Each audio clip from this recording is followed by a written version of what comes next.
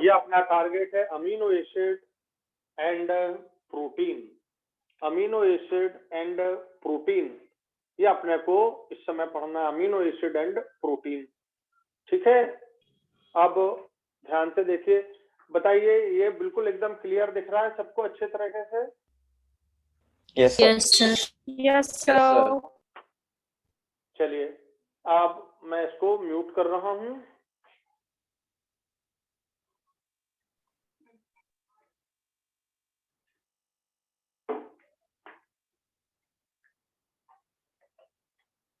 Amino acid का मतलब होता है एमिनो एसिड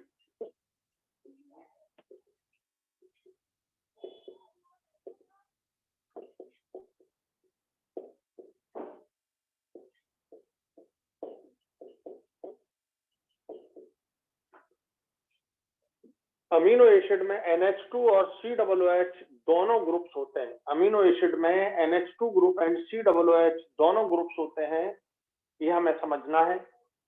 ठीक है, और इसके दो टाइप होते हैं, तीन टाइप होते हैं, टाइप्स। अल्फा अमीनो एसिड, इसका मतलब यहां पर देखिए ये फंक्शनल ग्रुप है COOH, ये फंक्शनल ग्रुप, ये पहला कार्बन जिसे आप अल्फा कार्बन कहेंगे, अल्फा कार्बन है, इस पर NH2 ग्रुप लगा हुआ है, इस पर ये NH2 ग्रुप लगा हुआ है, ये देखिए ये NH2 ग्रुप लगा हुआ है, यहाँ पर कोई R ग्रुप लगा देते हैं अपन, और यहाँ पर H। यहाँ पर R का मतलब है कोई ऐसा ग्रुप लगा हुआ है जिससे अमीनो एसिड बदलते जाएंगे, H लगा दो, CH लगा दो, C2H5 लगा दो, ये तरह से। तो अब बताइए अल्फा कार्बन पर NH2 लगा होता है, इसे हम बोलते हैं अल्फा अमीनो एसिड। ध्यान दीजिएगा। तो फिर बीटा अमीनो एसिड क्या होगा? बीटा अमीनो एसिड ये कभी नहीं पूछा जाएगा, बस ये हो गया फंक्शनल ग्रुप COOH। ये पहला कार्बन हुआ अल्फा कार्बन, ये दूसरा कार्बन हुआ बीटा कार्बन। जब यहाँ पर कोई भी ग्रुप लगे हो हमें इससे कोई मतलब नहीं, बीटा कार्बन पर जब NH2 लगे तो ये हो गया बीटा अमीनो एसिड।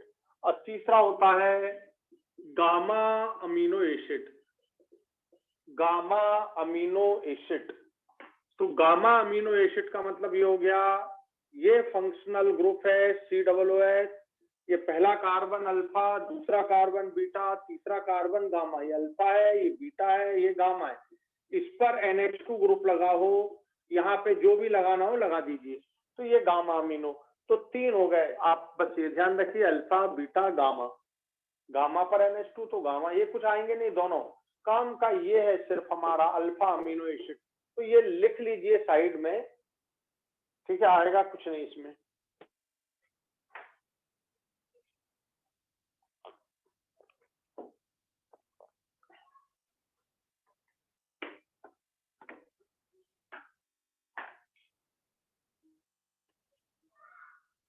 अब देखिए सबसे खास है अल्फा अमीनो एसिड, ये हटा दिया जाए। अल्फा अमीनो एसिड वो होते हैं जो प्रोटीन बनाने वाले होते हैं। अल्फा अमीनो एसिड प्रोटीन बनाने वाले अमीनो एसिड होते हैं, समझ गए?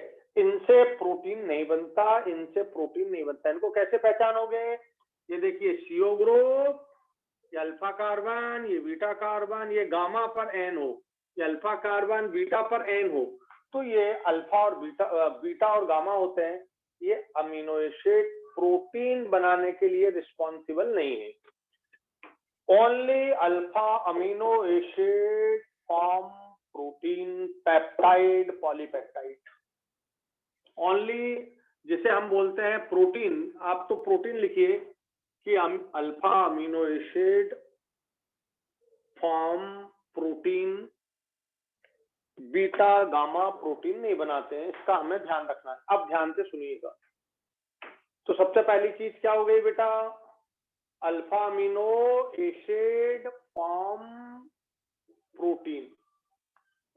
ओनली अल्फा, ओनली कर लीजिए, only alpha amino acid. Alpha amino acid जो होते हैं वो उनमें केवल ग्लाइसिन जो होता है वह ऑप्टिकली इनएक्टिव होता है, बाकी सब ऑप्टिकली एक्टिव होते हैं। ये देखिए, ध्यान से देखिए, ये कार्बन की 4 वैलेंसी, एक वैलेंसी, दूसरी वैलेंसी, तीसरी वैलेंसी और चौथी वैलेंसी। एक COOH से, दूसरा H से, तीसरा NH2 से और चौथा R से।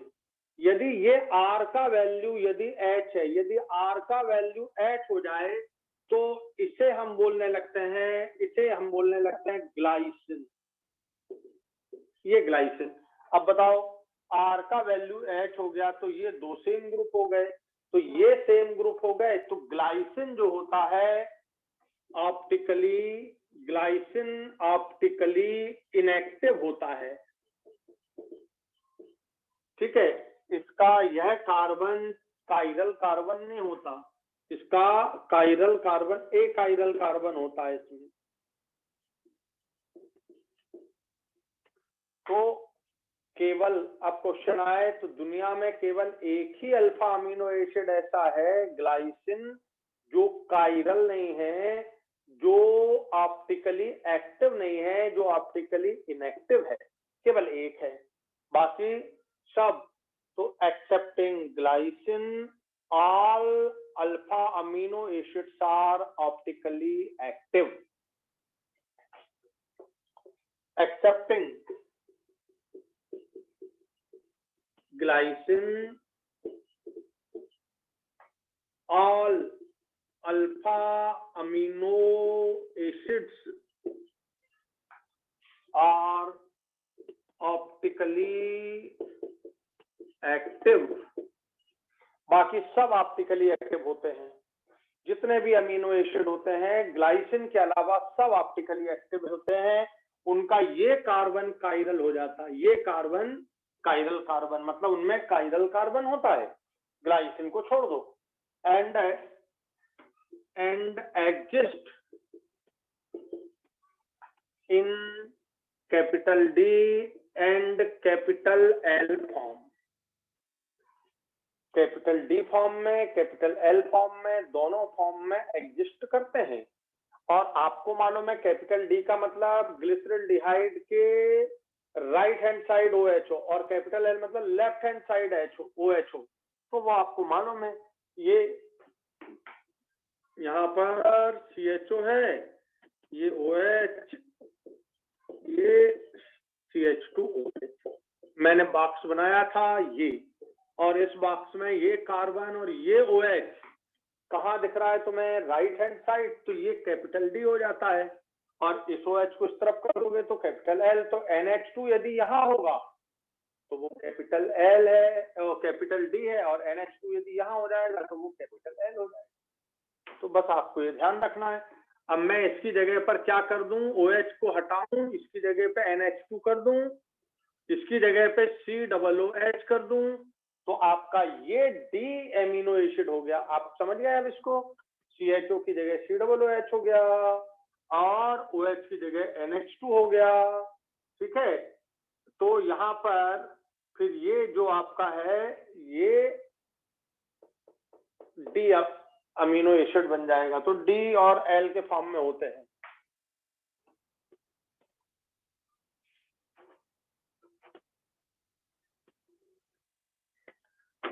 But most naturally occurring amino acids are in L form। जो नेचुरली ऑकरिंग अमीनो एसिड हैं वो मोस्टली एल फॉर्म में होते हैं, वो ज्यादातर एल फॉर्म में मिलते हैं। हमको नेचुरल मिलने वाले जो अमीनो एसिड हैं, अल्फा अमीनो एसिड, वे हमें एल फॉर्म में ज्यादातर मिलते हैं, कैपिटल एल फॉर्म में ज्यादातर मिलते हैं। अब ये लिख लीजिए, naturally occurring amino acid mostly obtained in the capital L form। अब देखिए, अब मैं आपको सारे अल्फा अमीनो एसिड समझा रहा हूं, उस पर ध्यान केंद्रित कीजिए। अगर R का वैल्यू H है तो वो ग्लाइसिन है।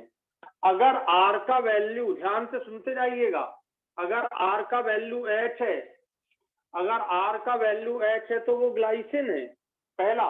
अगर R का वैल्यू CH3 है तो वो एलानिन हो जाएगा, एलानाइन भी बोल सकते हैं, एलानाइन। तो R का वैल्यू यदि CH3 है तो वो बन जाएगा एलानाइन अमीनो एसिड, समझ गए। अगर R का वैल्यू, यहां पर देखिए ये सब H लगे हुए हैं, ये CH3, ये आपने CH3 किया, ये आपने CH3 किया, ये H, ये अगर लगा हुआ है तो ये, इसको बोलते हैं हम ल्यूसीन, नहीं इसको बोलते हैं valine, sorry valine, valine amino acid है। तो आपको मैं समझा रहा हूं, ये याद नहीं करना, बस ध्यान दे देना। CH3 हो तो एलानिन, ये दोनों हाइड्रोजन हटा के CH3 लगा दिया तो ये बन गया वैलिन, वैलिन। देखो ग्लाइसिन का GLY लिख देते हैं, एलानिन का ALA लिख देते हैं, वैलिन का VAL लिख देते हैं। ये शॉर्टकट फॉर्म होता है इनका, तीन लेटर वाला, GLY, ALA, VAL। तो VAL कहीं लिखा उसका मतलब वैलिन है, ALA कहीं लिखा उसका मतलब एलानिन है। लिख लिया आपने। अगर इसमें चौथा, अगर इसमें एक और कार्बन बीच में लगा दे, ये देखिए ये वैसा का वैसा है, ये H, ये CH3, ये CH3, अगर इसमें एक और कार्बन बीच में ऐसा लगा दें CH2, अब बताइए ये बन जाएगा आइसोल्यूसिन, ये नहीं ल्यूसीन बन जाएगा, ये तैयार हो गया ल्यूसीन, ये तैयार हो गया आपका ल्यूसीन, LUC लिख देंगे ल्यूसीन, तो ये हो गया आपका ल्यूसीन। तो लिखिए जल्दी से इनको, ल्यूसीन।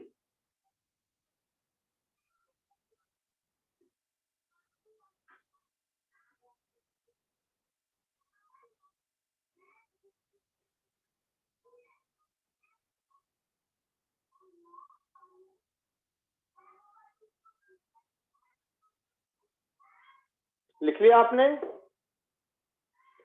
अब यहां बीच में CH2, तो ये हो गया ल्यूसीन। अब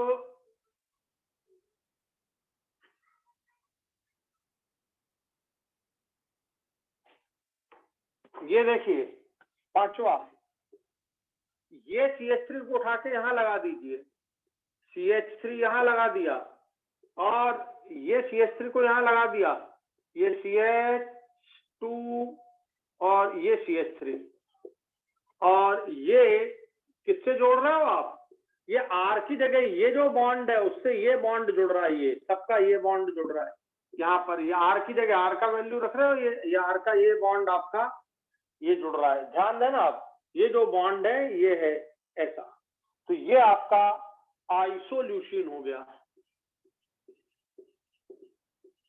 आइसोल्यूसिन। लिखिए आइसोल्यूसिन,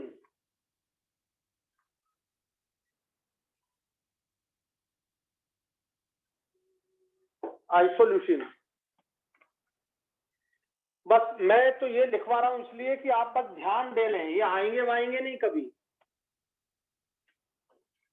जो आएंगे वो मैं बताऊंगा कि कौन से आ सकते हैं। आइसोल्यूसिन, आप लिखिए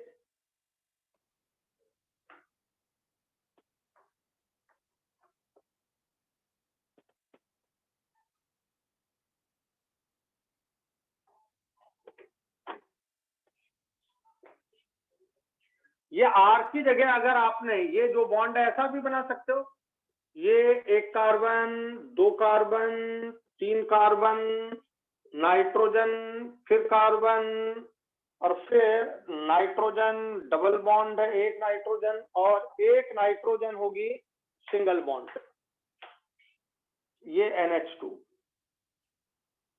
ध्यान से देखिए ये वाला स्ट्रक्चर, ये अगर ऐसा इससे जुड़ जाए CH2, CH2, CH2, N, और अब बैलेंस ही आप सेटिस्फाई कर सकते हो, ये लाल लोन पेयर है, ये लोन पेयर है, ये लोन पेयर है। तो ऐसा आप बना लो इसको बनाओ।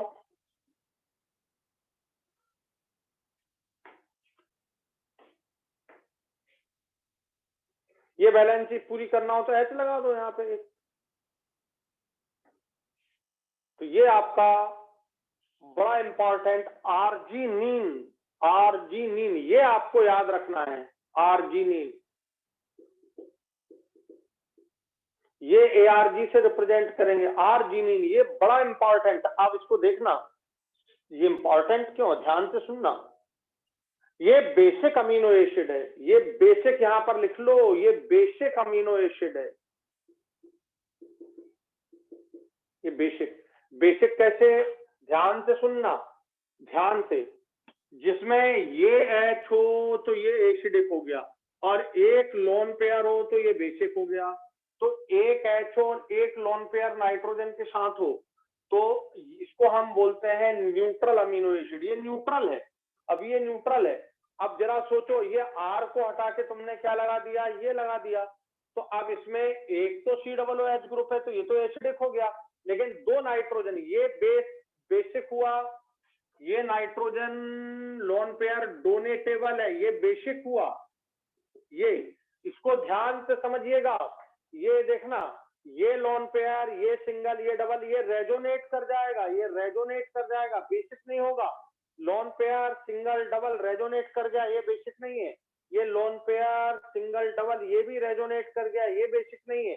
लेकिन ये रेजोनेट नहीं करेगा, ये रेजोनेट नहीं करेगा तो ये बेसिक है, ये बेसिक है। अब ध्यान से सुनना, इसमें बेसिक ग्रुप कितने हो गए, एक ये बेसिक है, एक ये बेसिक है, दो बेसिक हो गए और एक एसिडिक हुआ ये। अब बताओ किसका पावर ज्यादा है, बेस का। यदि एक बेसिक होता, एक एसिडिक होता तो हम बोलते न्यूट्रल अमीनो एसिड है। लेकिन ये बेसिक अमीनो एसिड हो गया। क्यों हो गया ये बेसिक अमीनो एसिड, आर की जगह आप ये बॉन्ड रख देंगे, आर की जगह आप ये बॉन्ड लगा देंगे, तो यहाँ पर ये रेजोनेट कर रहा है, आप समझ रहे होंगे। Lone pair single double resonate कर गया, ये बेसिक नहीं रहा। लोन पेयर सिंगल डबल ये भी रेजोनेट कर गया, ये बेसिक नहीं रहा। पर ये देखो लोन पेयर डबल, तो ये रेजोनेट नहीं करेगा, तो ये बेसिक हुआ और ये बेसिक हुआ। तो दो बेसिक ग्रुप हैं उसमें, दो लोन पेयर डोनेट करने लायक हैं और एक एच ये एसिडिक नेचर का है। तो इसमें दो बेसिक ग्रुप हैं और एक एसिडिक ग्रुप है, इसलिए एक ऐसा अमीनो एसिड हुआ, बेसिक अमीनो एसिड हुआ। तो basic amino acid neutral amino acid, neutral amino acid का मतलब होता है जिसमें एक NH2 ग्रुप हो एंड एक COOH ग्रुप हो, तो हम इसे बोलते हैं न्यूट्रल अमीनो एसिड। बेसिक में ध्यान दीजिएगा, बेसिक एमिनो एसिड कब होगा, जब इसमें दो नाइट्रोजन पर लोन पेयर डोनेट करने लायक हो, यानी दो NH ग्रुप हो और एक COOH ग्रुप हो, तो हम इसे बेसिक अमीनो एसिड कहेंगे। इसका एग्जाम्पल आप सामने देख रहे हो, आर्जिनिन, हिस्टिडीन और लाइसिन। ये आपको लास्ट ईयर पूछे गए हैं तीनों, अभी शायद इस साल भी आया हूं। हिस्टिडीन, ये हिस्टिडीन एक, दूसरा आर्जिनिन जो सामने दिख रहा है तुम्हारे, आर्जिनिन और तीसरा लाइसिन, जो अब भी मैं बनाऊंगा, लाइसिन आगे बनाऊंगा। तो ये तीन अमीनो एसिड होते हैं। इसको कैसे याद रखोगे, HAL हाल, HAL हाल से, H का मतलब हिस्टिडीन, A का मतलब आर्जिनिन, L का मतलब लाइसिन, हाल। ये हमेशा पूछा जाता है, ये सबसे इंपॉर्टेंट चीज है। बेसिक अमीनो एसिड ये तीन होते हैं, हिस्टिडीन, आर्जिनिन, लाइसिन। सामने देखिए, आपके सामने R की जगह ये वैल्यू रख दें तो ये बेसिक ग्रुप है, ये बेसिक ग्रुप है, दो बेसिक ग्रुप रहेंगे और एक एसिडिक ग्रुप रहेगा, इसलिए ये आपका बन गया बेसिक अमीनो एसिड। और उल्टा कर दीजिए,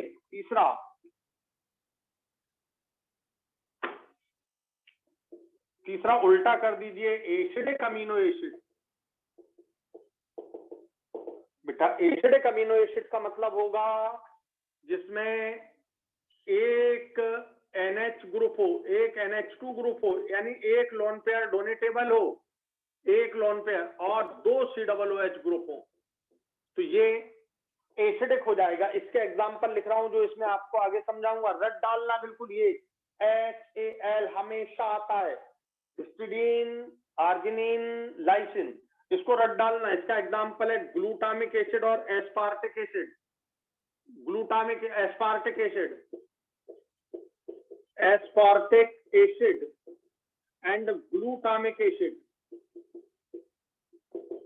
ये देखो इसमें दोनों में एसिड नाम आ रहा है, एस्पार्टिक एसिड, ग्लूटामिक एसिड। ये दो ऐसे एसिड हैं जो कैसे हैं, एसिडिक अमीनो एसिड हैं। ये बाकी सब न्यूट्रल होंगे। ये 3 बेसिक है, 3 ये बेसिक और 2 ये एसिडिक, 5 बाकी के सब न्यूट्रल अमीनो एसिड होते हैं। तो आपको बात समझ आ गई। बेसिक में कैसे पहचानोगे बेसिक, इसको ध्यान से फिर से एक बार। लोन पेयर सिंगल डबल ये रेजोनेट कर जाएगा, ये नहीं होगा। लोन पेयर सिंगल डबल ये रेजोनेट कर जाएगा, ये बेसिक नहीं होगा। बेसिक ये होगा, तो एक बेसिक ये हुआ, एक बेसिक ये हुआ। क्लियर हो गया आपको? तो आप ये अलग से लिख लीजिएगा। और ये मैं इसमें चल रहा हूं, तो आप अगला लिखेंगे आर्जिनिन के बाद लाइसिन। ये देखिए इसको हटा रहा हूं,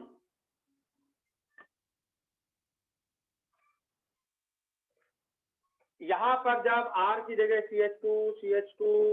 CH2 और NH2 रख दोगे, ये देखिए NH2 रख दिया। अब ध्यान से देखिए, ये बन गया लाइसिन, ये बन गया लाइसिन।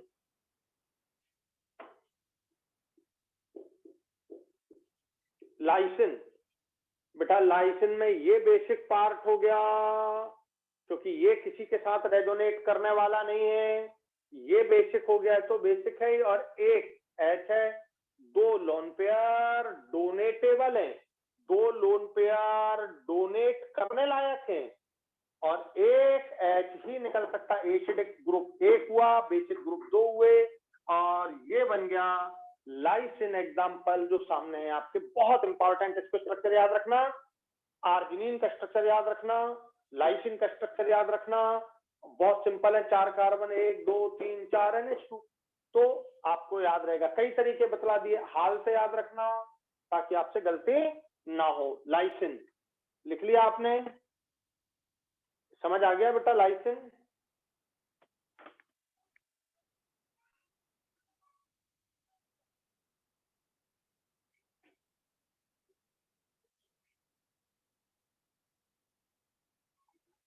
बढ़ा दें आगे।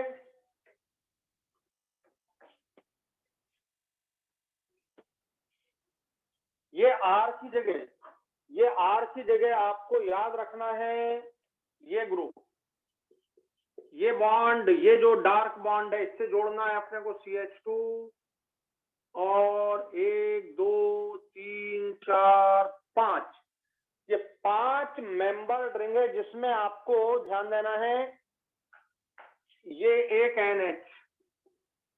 NH, यहाँ डबल बॉन्ड, फिर यहाँ एक डबल बॉन्ड, और यहाँ पर एक N। देखो नाइट्रोजन की वैलेंसी 1 2 3 हो गई, ये नाइट्रोजन की वैलेंसी 1 2 3 हो गई, इस पर लोन पेयर है, इस पर लोन पेयर है। अब आपको दिमाग लगाना है कि कौन सा लोन पेयर रेजोनेट कर सकता है और कौन सा रेजोनेट नहीं कर सकता है। ये लाइसिन, ये बन गया आपका हिस्टिडीन।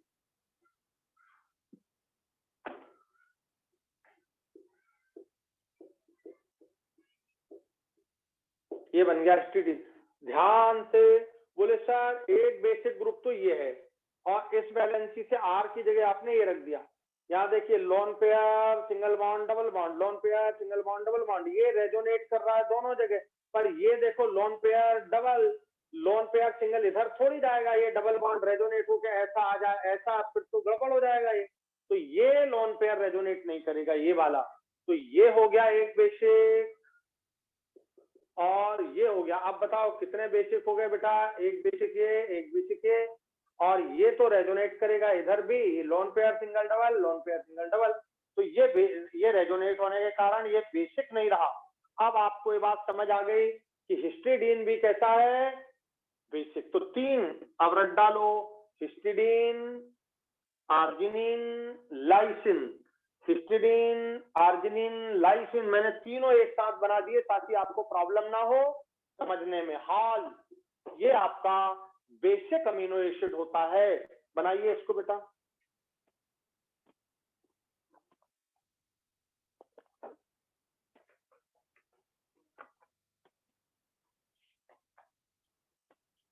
जो आप बेसिक लिख रहे हैं ना बेटा, उसको कलर दे दीजिए, रेड कलर, ये रेड कलर, ये रेड कलर दे दीजिए, ताकि आप ध्यान रहे कि ये रेजोनेट नहीं कर रहे हैं, इसलिए इनमें बेसिक नेचर है। चलिए, तो आप हिस्टिडीन, आर्जिनिन, लाइसिन तीनों के स्ट्रक्चर समझ गए, उनको ध्यान से समझ लीजिए अच्छे से। अगला,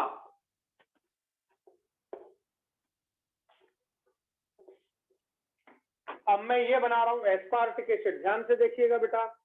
एस्पार्टिक, ये जो बॉन्ड है इससे, ये जो बॉन्ड है इससे CH2COOH, ये देखिए COOH जोड़ दो। आप इधर लिखना हो तो इधर लिख दो, इधर लिखना हो तो इधर लिख दो, कहीं भी इससे फर्क नहीं पड़ता, थोड़ा समझ के। तो आपको जहां लिखना हो, ये बॉन्ड, ये CH2COOH, अब बताओ इसमें एक बेसिक साइट है, ये एक बेसिक साइट है, एक लोन पेयर डोनेट करेगा, और ये देखिए एक एसिडिक प्रोटॉन लूज करेगा, यहां से लूज करेगा। तो इसमें बताइए, रेड कलर से 2 बना लीजिए।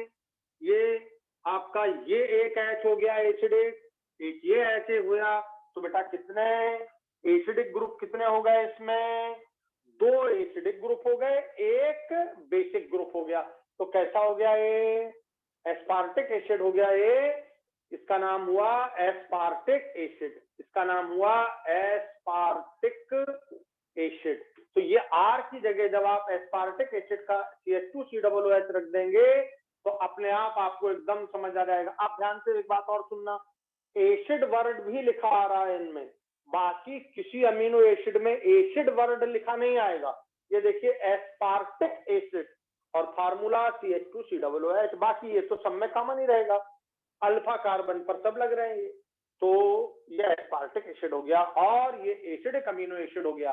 अगला देखिए, समझ आ रहा है आपको?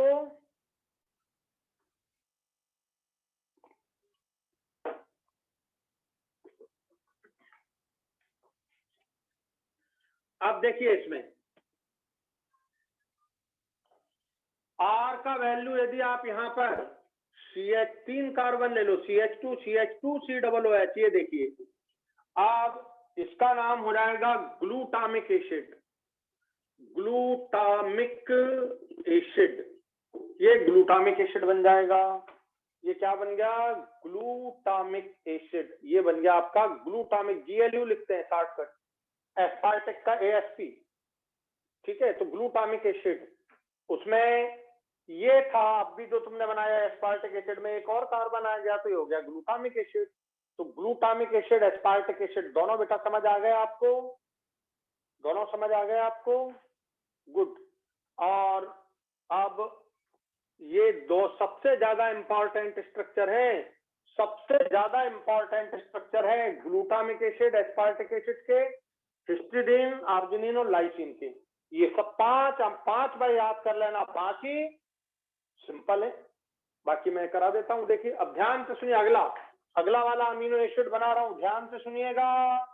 बस बेटा यहाँ इसको आप ऐसा भी तो बना सकते हो ना, COOH,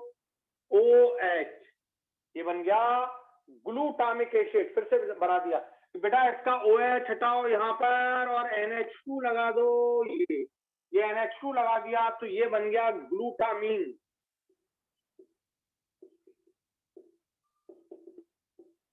ये ग्लूटामीन बन गया, लेकिन यहाँ पर लोन पेयर होते हुए भी ये न्यूट्रल है, क्योंकि देखो lone pair single double, lone pair single double, ये सिंगल और ये डबल, तो इसमें रेजोनेंस आ गया, इसका ये बेसिक नहीं होगा बेटा। तो ये ही तो पहचानना है। क्या क्वेश्चन आता है, स्ट्रक्चर दिए जाएंगे इनके, आपको बताना है कौन बेसिक है, तो आप पहचान लोगे बड़े आसान। अरे यार ये तो बोले लॉन्ग पेयर सिंगल डबल, ये रेजोनेट कर गया, ये नहीं है। आ गया आपको समझ में? तो ये नाम लिखना, ग्लूटामिक एसिड का OH हटा के NH2 लगाया तो ये बन गया ग्लूटामिन। अब बताओ समझ आ गया? अब मैंने ये कार्बन हटाया, सब ध्यान से देखिए, ये कार्बन हटाया तो ये 2 बचे। अब इसका नाम तुम्हें याद है क्या है? एस्पार्टिक एसिड था, एस्पार्टिक एसिड, और OH हटा के फिर NH2 लगा दो तो एस्पारजिन।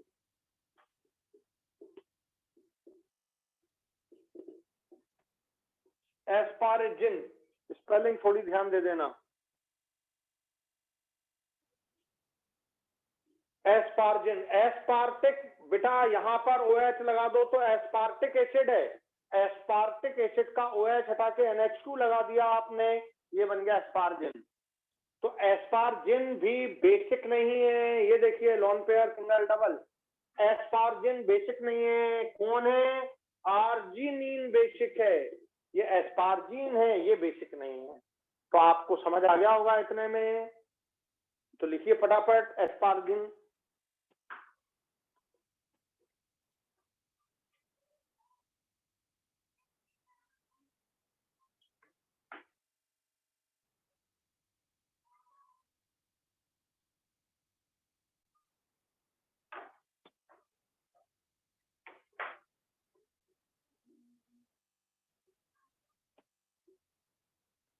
अब ध्यान दीजिए, अगर यहां पर आपने CH2OH कर दिया तो ये सीरीन बन गया,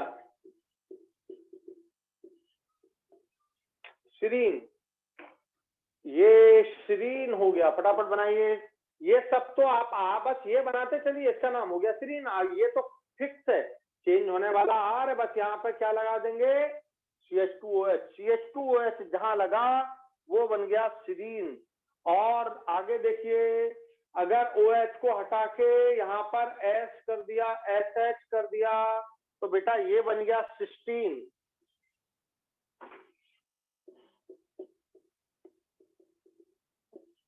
सिस्टीन, सिस्टीन क्यों इंपॉर्टेंट है? इसमें सल्फर है, ये देखिए मैं डार्क कर दे रहा हूँ, सिस्टीन में सल्फर, और सिस्टीन में ये S को भी डार्क कर दो, याद रहेगा सिस्टीन में S है ये। तो जिनमें सल्फर है, सिस्टीन, सिस्टीन में सल्फर होता है, सिस्टीन में सल्फर होता है, याद रखिए सिस्टीन में सल्फर होता है।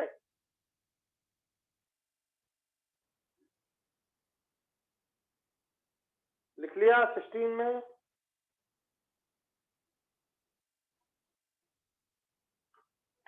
अगला देखिए,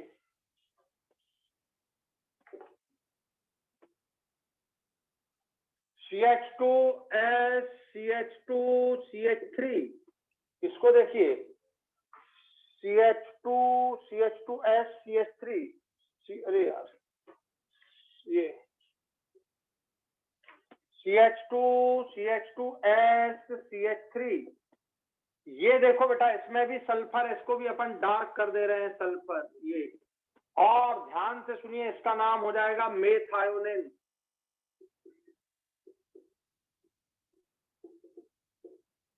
सबको याद है थायो जिनमें होता, थायो का मतलब सल्फर, तो थायो पे मैं अंडरलाइन सर्किल कर दे रहा हूं, ये थायो सल्फर।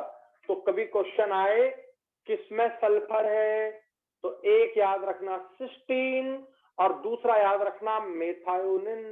थायो का मतलब सल्फर होता है, ये मैंने दोनों जगह सर्किल कर दिया ताकि आपको ध्यान रहे कि मेथायोनिन का मतलब उसमें सल्फर है। लिख लो।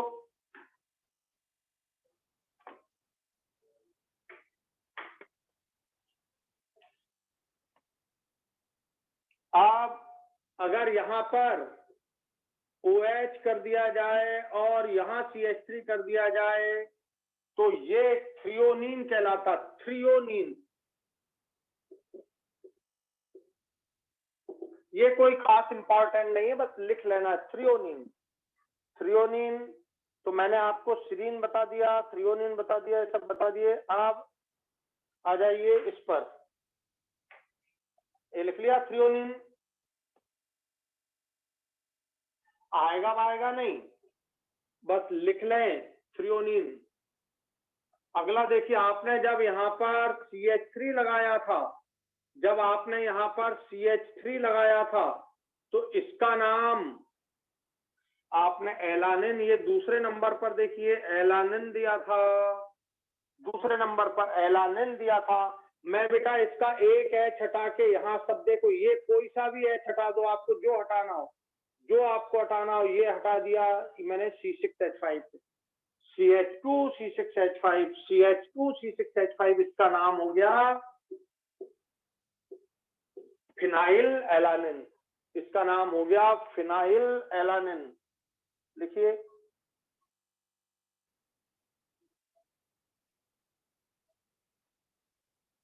Phenyl alanine. आपको यहाँ जहां सहूलियत लगे वहां बना दो, यहां भी बना सकते हो, ये H और ये C6H5, ये और ज्यादा अच्छा है। तो ये C6H5CH2, C6H5CH2 लगा हो तो एलानिन का H हटा के तुमने ये लगा दिया, तो इसका नाम हुआ फिनाइल एलानिन, फिनाइल एलानिन। अब देखो इसमें C6H5 वाला ग्रुप है। अगला देखना बेटा, यहां पर मैंने पैरा पोजीशन पर इसी में OH लगा दिया, ये देखिए। तो ये जो पैरा पोजीशन पर OH लगा, ये टायरोसिन हो गया, इसका नाम हो गया टायरोसिन, टायरोसिन। देखिए टायरोसिन,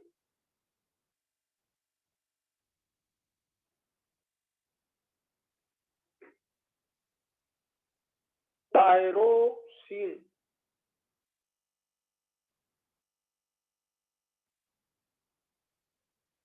टायरोसिन के बाद ये देखिए,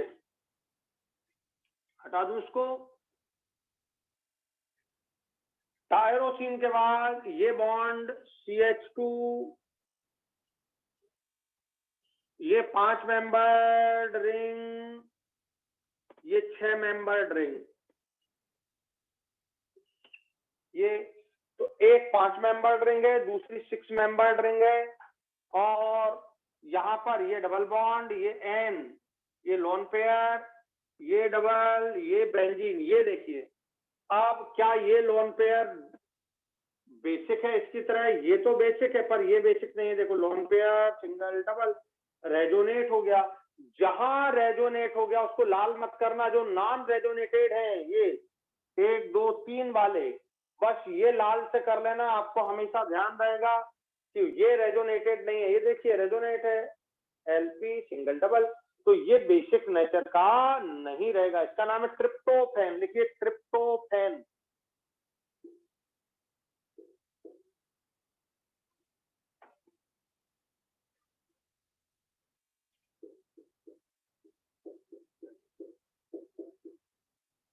ट्रिप्टोफैन, तो ये अमीनो एसिड कहलाता है ट्रिप्टोफैन। तो ये बेसिक नहीं है, मैं इसलिए लिखवा रहा हूं कि आप बेसिक भर पहचान लें, कभी कोई स्ट्रक्चर के बेस पर आ जाए तो आपको थोड़ा ध्यान रहे, इसलिए बस मैं ये लिखवा रहा हूं। बाकी इसका बहुत ज्यादा, ये 5 जरूर याद, 5 तो याद रखना ही है, 2 ये 3 ये तो याद रखने ही है। और क्या याद रखें? सल्फर किसमें? सिस्टीन, मेथायोनिन, मेथायो, थायो का मतलब होता है सल्फर।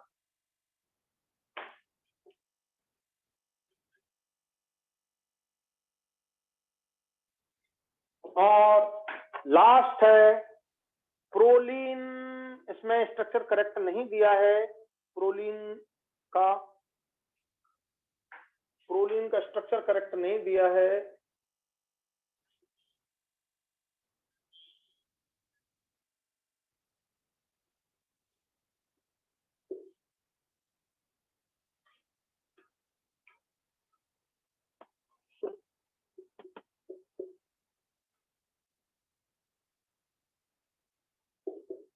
मुझे लगता है ये लगना चाहिए CH2, और ये H है, और यहाँ एक COOH है। कुछ इसका स्ट्रक्चर क्लियर नहीं है इसमें, इसका स्ट्रक्चर क्लियर नहीं है इसमें, ठीक है, इसको देखना पड़ेगा। बाकी आप बना लो, ये बना लो। अब देखो यहाँ पर नाइट्रोजन का लोन पेयर है, ये रेजोनेटेड नहीं है, तो ये बेसिक हो गया और ये बेसिक हो गया, दो बेसिक हो गए। यहाँ पर ये H है, एसिडिक हो गया, ये एसिडिक, तो इसमें दो H एसिडिक हैं और दो बेसिक है, तो ये न्यूट्रल ही रहा, ये न्यूट्रल रहा। आप बना लो, ये मैं एक बार और चेक कर लूंगा, बाकी ये बना लो। मुझे थोड़ा सा इसमें करेक्ट नहीं लग रहा, लेकिन फिर भी आप बना लो। ये यहाँ पे दिया है इसने, तो ये जो बॉन्ड है ये वाला है, ये लग जाएगा। अब आप बस इतना समझ लो, ये भी बेसिक, ये भी बेसिक, तो दो बेसिक हो गए, ये एसिडिक एसिडिक, तो दो एसिडिक हो गए। तो ये आपका ध्यान रखना है, आपको बना लीजिए।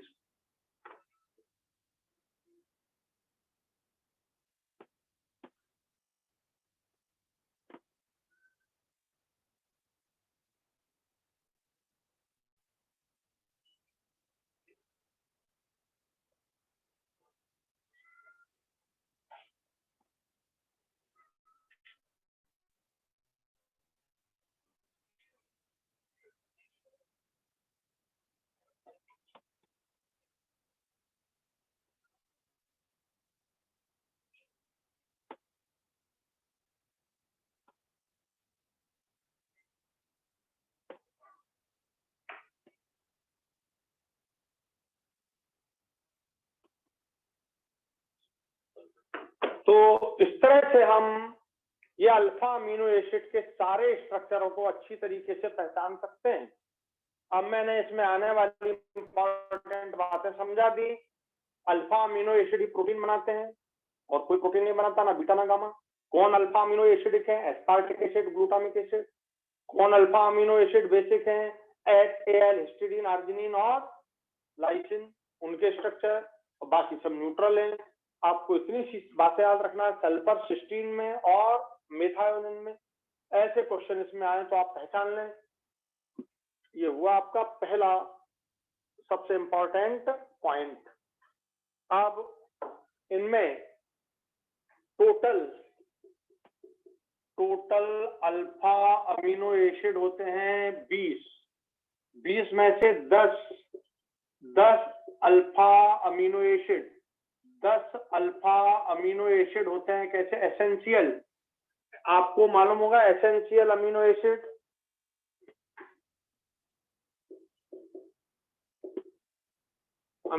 है, और बाकी 10 अल्फा अमीनो एसिड जो होते हैं वो नॉन एसेंशियल है।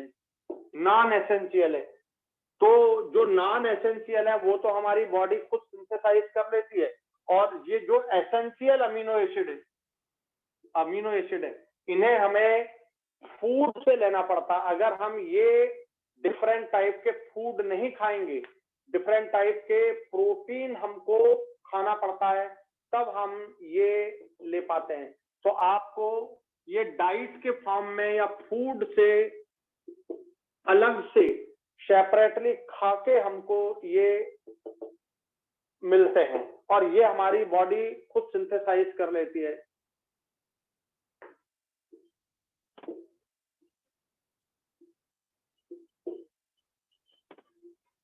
जब हमारी बॉडी खुद सिंथेसाइज कर ले तो वो नॉन एसेंशियल हो गए, उनको तो हमने खुद नहीं सिंथेसाइज कर लिया, और जो एसेंशियल हैं उनको हमने फूड से ले लिया। प्रोटीन डिफरेंट टाइप के खाना चाहिए, इसलिए आपको बोलते हैं कि डिफरेंट टाइप के सब्जियां वगैरह, अनाज वगैरह खाना चाहिए, तो वो हमको मिलते हैं। और एनसीईआरटी में जिन पे स्टार लगा है, एनसीईआरटी आपके पास है जिसपे स्टार लगा है, वो सब एसेंशियल अमीनो एसिड है। आप उन्हें अलग से एक सीक्वेंस में लिख लें, ठीक है। और आपने बायोलॉजी में ये एसेंशियल अमीनो एसिड जरूर पढ़े होंगे।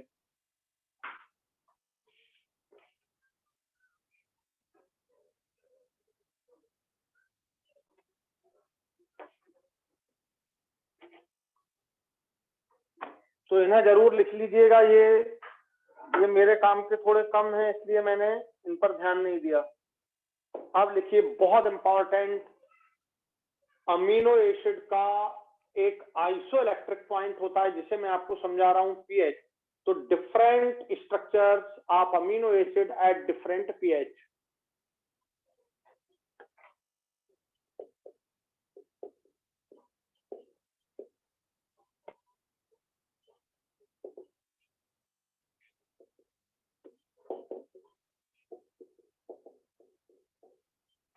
डिफरेंट पीएच पर अमीनो एसिड के डिफरेंट स्ट्रक्चर्स होते हैं, उन्हें अपने को समझना है। मैं जनरल स्ट्रक्चर बना रहा हूं, ये बात ध्यान से समझिए।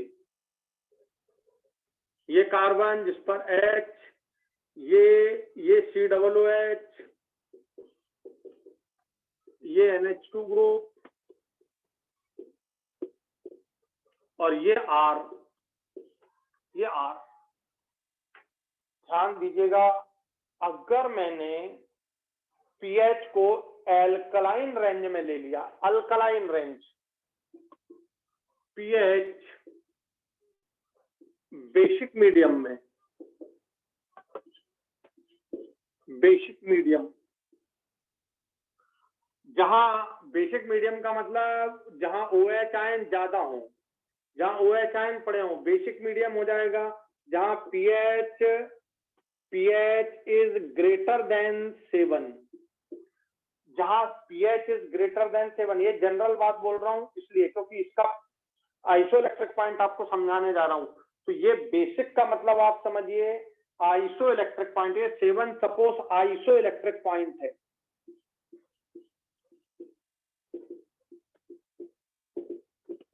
अभी आपको इसे समझने की जरूरत नहीं है, ठीक है, बस मैंने लिख दिया है।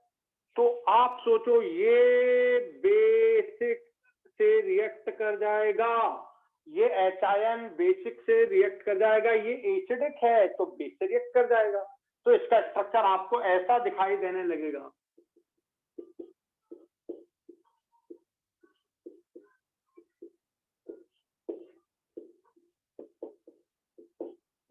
ये देखिए ऐसा, ये इसका कॉन्जुगेट बेस, कोई प्रोटॉन लूज करता है तो ये कॉन्जुगेट बेस बनता है। ये आपको जब OH आयन डालो, कभी क्वेश्चन आ जाए कि OH आयन में बेस में एल्कलाइन मीडियम में अमीनो एसिड का स्ट्रक्चर कैसा होता है, तो ये कॉन्जुगेट बेस होता है। ये बन गया कॉन्जुगेट बेस। ये नेगेटिव चार्ज रहेगा। अगर मान लीजिए आपने एसिडिक मीडियम कर दिया, ये देखिए इसको आपने एसिडिक मीडियम में डाला, माने H आयन में डाला। जब आप इसे H आयन में डालेंगे, H आयन का मतलब pH क्या हो गया, एसिडिक मीडियम हो गया। ये एसिडिक मीडियम यानी pH लेस देन 7, और 7 मैंने मान लिया जनरल आइसो इलेक्ट्रिक पॉइंट। तो अभी मैं लिख दे रहा हूं यहां पर, ये आइसो इलेक्ट्रिक पॉइंट है। अब बताइए ये जो लोन पेयर है, ये लोन पेयर, ये लोन पेयर, ये प्रोटॉन पर अटैक कर देगा, और प्रोटॉन पर अटैक करेगा तो इस पर आ जाएगा पॉजिटिव चार्ज। ये यहाँ रिएक्ट नहीं करेगा, ये जो H आयन पड़ा है यहाँ रिएक्ट नहीं करेगा। OH आयन का रिएक्टिंग सेंटर है और ये H आयन का रिएक्टिंग सेंटर है, और आपको इसका स्ट्रक्चर ऐसा दिखाई देगा। आपको इसका स्ट्रक्चर कैसा दिखाई देगा, इस तरह से COOH एज इट इज रहा, ये कार्बन ये R एज इट इज रहा, H एज इट इज रहा, और ये जो NH2 है ये इस तरह से ये बन जाएगा NH2, ये H, और ये जो लोन पेयर जा रहा है, ये जो लोन पेयर जा रहा है, ये प्रोटॉन को लोन पेयर जाने से इस पर आ गया पॉजिटिव चार्ज। ये पॉजिटिव चार्ज आ गया, ये पॉजिटिव चार्ज आ गया, और ये जो पॉजिटिव चार्ज आया, ये पॉजिटिव चार्ज आया, इसको हम बोलेंगे कॉन्जुगेट। ये एसिड था, ये बना कॉन्जुगेट बेस, और ये बन गया conjugate acid form.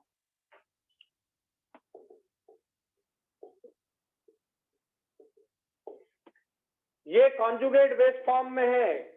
Iso electric point से ज्यादा पीएच रखोगे, आइसो इलेक्ट्रिक पॉइंट से ज्यादा पीएच रखोगे तो ऐसा फॉर्म मिलेगा, आइसो इलेक्ट्रिक पॉइंट से कम पीएच रखोगे तो ऐसा फॉर्म मिलेगा, और आइसो इलेक्ट्रिक पॉइंट के बराबर पीएच रखोगे। ये देखिए अगर मैंने pH equal to 7, that is isoelectric point, इसके बराबर पीएच मेंटेन। मैंने माना है suppose the isoelectric point is 7, तो फिर यहां का H निकलेगा, यहां का H निकलेगा, ध्यान से सुनिए बेटा, ये H निकलेगा और यहां एक्शन करेगा, तो ये आपका स्ट्रक्चर बन जाएगा H R, ये देखिए ये COO, ये नेगेटिव आयन, ये NH2, और ये जो लोन पेयर है ये चला गया प्रोटॉन को, ये वाला प्रोटॉन यहां आके लग गया, इस पर आ गया पॉजिटिव चार्ज, इस पर आ गया नेगेटिव चार्ज, ये डाइपोलर आयन बन गया। ये देखिए इसमें डाइपोल है, डाइपोलर आयन बन गया। इस डाइपोलर आयन को बोलते हैं ज्वीटर आयन फॉर्म। तो ये बन गया डाइपोलर आयन, जिसे हम बोलते हैं ज्वीटर आयन।